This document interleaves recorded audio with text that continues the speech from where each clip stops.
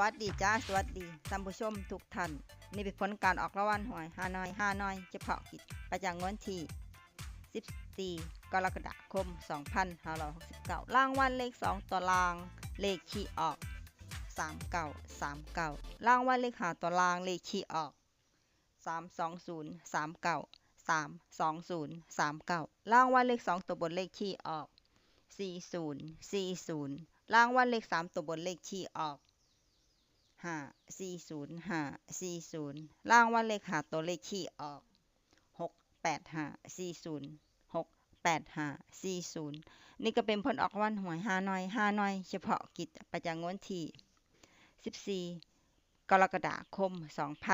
2569ขอให้โชคดีมีชัยถูกหวยฮานอยเฉพาะกิจได้รับเงินกันทุกคนด้วยจ้าฝากไว้ได้ด้วยจ้า Subscribe กดติดตามและเป็นกำลังใจขอขอบคุณทุกท่านที่เข้ามารับชมและรับฟังแล้วมาพบกันใหม่ในผลการออกหวยฮานอยในเวลา 17:30 นาทีในฮานอยพิเศษสำหรับครั้งนี้ขอบคุณและสวัสดีจ้า